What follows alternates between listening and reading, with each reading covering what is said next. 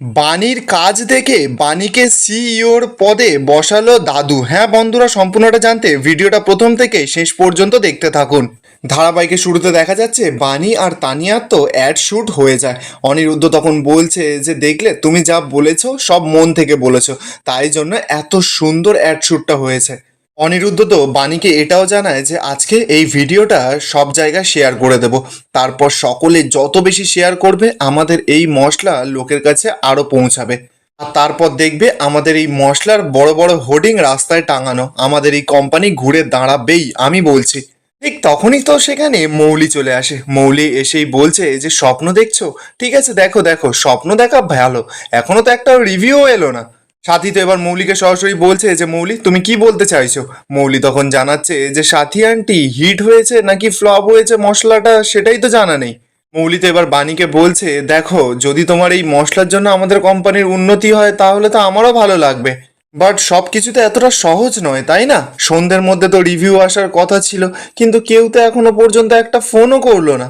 আমার কি মনে হচ্ছে বলো তো, ওরা বোধহয় ব্যাপারটা ইগনোর করে গেছে। হয়তো সরাসরি তোমাদেরকে না করতে পারেনি, কিন্তু ওদের ব্যাপারটা না একদম পছন্দ হয়নি মনে হচ্ছে। পানির তো এবার মৌলির ওপর একটু সন্দেহ হয়, বলছে যে মৌলি তুমি তো দেখছি একদম ঠিক মনের কথা বুঝতে পারছো, তা তুমি এত শিওর হয়ে কি করে বলছো যে ওদের মশলাটা পছন্দ হয়নি? তোমাকে এইসব কথা কে বললো? আর নাকি তুমি সব সময় এরকম সব কিছুতে নেগেটিভ নেগেটিভ চিন্তা ভাবনা করো? ঠিক তখনই দেখা যাচ্ছে যে অনিরুদ্ধর ফোনে একটার পর একটা ফোন আসতে থাকে। অনিরুদ্ধ তো এবার সকলের সঙ্গে কথা বলে ফোনটা রেখে দেয়। বাণী সাথী সকলে তো অস্থির হচ্ছে, অনিরুদ্ধকে জিজ্ঞাসা করছে যে অনিরুদ্ধ কি হয়েছে বল না। অনিরুদ্ধ তখন খুশির খবরটা বাণীকে দিয়ে দেয়। বাণীকে বলছে যে বাণী তোমার মশলা হিট হয়ে গেছে, সবাই এখন তোমার মশলার প্রশংসা করছে, দেখছো না একটার পর একটা আমার ফোনে ফোন আসছে। বাণীতে এবার শুনে খুব খুশি হয়ে যায়, বলছে সকলের ভালো লেগেছে এই মশলাটা। অনিরুদ্ধ তখন জানায় যে হ্যাঁ সকলে তো ফোন করে বলছে যে মশলাটা অসাধারণ। এরপর দেখা যাচ্ছে অনিরুদ্ধর ফোনে পিনাকি ফোন করেছে। পিনাকি ফোন করে বলছে যে একদম খুশির খবর রয়েছে, অনেক অর্ডার আসছে বাণীর মশলার। অনিরুদ্ধ তো তখন পিনাকিকে বলছে যে হ্যাঁ মেশো, আমার কাছেও প্রচুর অর্ডার এসেছে, প্রথম দিনেই বাণীর মশলা একেবারে হিট করে গেছে। মৌলি তো এবার সেই সমস্ত কিছু দেখে মাথায় পুরো বাজ পড়ে গেছে, মনে মনে বলছে অসম্ভব, আমার দেওয়া সেই লিকুইডটা কাজ করলো না নাকি, সকলের এত ভালো লাগলো কি করে মশলাটা। বাণী তো এবার মৌলির কাছে গেছে, মৌলিকে গিয়ে বলছে যে মৌলি তুমি কি ভেবেছিলে মশলাটা কারোর ভালো লাগবে না? আর তুমি তো শিওর ছিলে যে আমার মশলা নাকি একদম হিট হবে না, পুরো ফ্লপ যাবে। তুমি কি আমার মশলাটা পছন্দ না হওয়ার মতন কিছু কাজ করেছিলে? মৌলি তো এবার ভয় পেয়ে গেছে, বলছে কি কি কি কি বলছো কি তুমি এসব? মৌলি তো এবার কথাটাকে ঘুরিয়ে দিয়ে বলছে না মানে আমি এটাই ভাবছিলাম যে এত কম দামে এত সস্তার মশলা এত বড় বড় রেস্টুরেন্টের লোকদের ভালো লাগছে কি করে। পানি তো এবার মৌলিকে সরাসরি বলছে যে মৌলি তুমি একদম না মিথ্যে কথা বলছো, তবে তুমি একটা কথা না একদিন ঠিক কথাই বলেছিলে, যে তুমি যেই বয়স থেকে পড়াশোনা করছো সেই বয়স থেকে আমি রান্নাটা করছি, সারা জীবন আমি রান্নাটাই করে যাব, তাই জন্য আমি তোমার থেকে অনেক বেশি অভিজ্ঞতা রয়েছে, তাই জন্য তোমার একবার ভাবা উচিত ছিল যে আমার অভিজ্ঞতা থাকা সত্ত্বেও তুমি এই কাজটা করতে পারতে না। আমি না সারা জীবন এই মশলা নিয়েই কাজ করেছি, আর এই এক বস্তা মশলার মধ্যে যদি এক ফোঁটা জলও পড়ে না তাহলেও আমি সেটা বুঝতে পারি মৌলি। আর বানির এই কিচেন ম্যাজিক মশলাটাও সেরকম, এর ভেতরে যদি এক ফোঁটাও জল পড়ে না তাহলেও এর রং, টেক্সচার সব কিছু না একেবারে বদলে যায়। আর সেদিন মশলার রংটা বদলে যেতেই আমি ঠিক বুঝেছিলাম যে কেউ তো কিছু না কিছু একটা মিশিয়েছে, তাই রান্না শুরুর আগে আমি সমস্ত মশলা বদলে দিয়েছিলাম, এবং আমি এই কথাটা ছোটবাবুকেও জানিয়েছি। আর এই পুরো ব্যাপারটাতে উনি যথেষ্ট কষ্ট পেয়েছেন আর উনি বিরক্ত হয়েছেন। তুমি যে আমার শুধুমাত্র ক্ষতি করার জন্য এত বড় একটা কাজ করতে যাচ্ছিলে, পুরো পরিবারটাকে ধ্বংস করতে যাচ্ছিলে, তুমি নিজেও জানো না, তাই জন্য তোমার ওপর না অত্যন্ত উনি রেগে আছেন।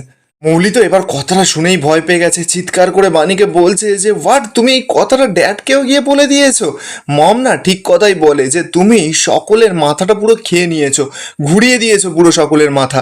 আর তোমরা একবারও ভাবলে না যে আমি এই কাজটা করেছি কি না করেছি, স্ট্রেট গিয়ে তোমরা ড্যাডকে বলে দিলে। ও একবার এই কথাটা বললো আর তোমরা সকলে বিশ্বাস করে নিলে।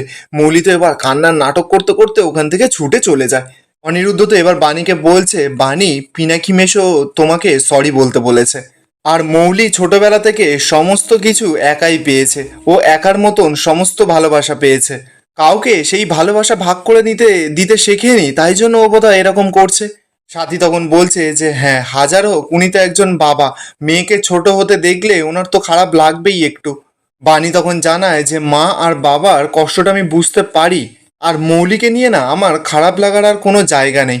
আর যাক, এসব কথা বাদ দাও, এখন সামনে আমাদের অনেক বড় কাজ, অনেক ভালো করে আমাদের সমস্ত কাজবাজগুলো করতে হবে। আর মানুষের যখন এই ম্যাজিক মশলাটা ভালোই লেগেছে, পছন্দ এসেছে, তাহলে আমি এই রায় অ্যান্ড চ্যাটার্জি ইন্টারন্যাশনাল কোম্পানিটাকে একটা বড় ব্র্যান্ডের জায়গায় নিয়ে যাব। এরপর পরের দিন সকাল সকাল দেখা যাচ্ছে যে চারিদিক থেকে তো অনিরুদ্ধ, বাণী, দাদু সকলের ফোনে অর্ডার আসতে শুরু করে দেয়। বাণী তো এবার পুরো বিরক্ত হয়ে যাচ্ছে, বলছে যে উফ বাবা, এতজনের ফোন আসছে যে কার ফোনটা আমি ধরবো বুঝতেই পারছি না। সাথী তো এবার সেই সমস্ত কিছু দেখে বলছে যে যাক বাবা, এতদিনে মনে হচ্ছে যে আমাদের কোম্পানিটা ঘুরে দাঁড়িয়েছে। অনিরুদ্ধ তো এবার বাণীকে বলছে, বাণী, এটাই তো আমরা চাইছিলাম যে বাণীর কিচেন ম্যাজিক সব জায়গায় হিট, মার্কেটের সকলে এই মশলাটা চাইছে। দাদুও তো খুব খুশি, বাণীকে জানাচ্ছে যে হ্যাঁ, আমাদের প্রথম লট তো পুরো শেষ, আবার নতুন করে সেকেন্ড লট ঢোকাতে হবে। ঠিক তখনই দেখা যাচ্ছে যে সেখানে আরও সব কোম্পানির মালিকরা চলে এসেছে। মালিকগুলো এসেই তো দাদুর সঙ্গে কথা বলছে, বলছে যে আমরা এক্ষুনি একটা কথা জানিয়ে এখান থেকে চলে যাব। দাদু তখন জিজ্ঞাসা করে যে কি কথা। কোম্পানির মালিকগুলো তখন জানায় যে আমরা রায় অ্যান্ড চ্যাটার্জি কোম্পানির অনেক বড় শেয়ার কিনতে চাই, মার্কেট ভ্যালুর থেকে অনেকটা বেশি। কারণ বাণীর এই কিচেন ম্যাজিক মশলাটা আমরা বুঝতে পারছি যে এটা ভবিষ্যতে অনেকটা হিট করবে। কথাটা শুনেই তো এবার সকলে খুশি হয়ে যায়। দাদু তো এবার ওদেরকে বলছে যে আপনারা যে এতটা এই কোম্পানির উপর ভরসা দেখিয়েছেন তার জন্য অনেক ধন্যবাদ। ঠিক আছে, আমরা সব কিছু বিবেচনা করে দেখব। লোকগুলো তখন বলছে আচ্ছা ঠিক আছে, তাহলে আমরা আপনার উত্তরের অপেক্ষায় থাকবো। এই বলেই তো ওনারা ওখান থেকে চলে যায়। অনিরুদ্ধ তো এবার দাদুকে বলছে যে দাদু, অনেক দিন পর কিন্তু এই রায় অ্যান্ড চ্যাটার্জির শেয়ার কেনার জন্য মানুষের লাইন দিচ্ছে। দাদু তো এবার বাণীর প্রশংসা করছে, বলছে এই সব কিছুর কৃতিত্ব একমাত্র একটাই মানুষের, সেটা হচ্ছে বাণী।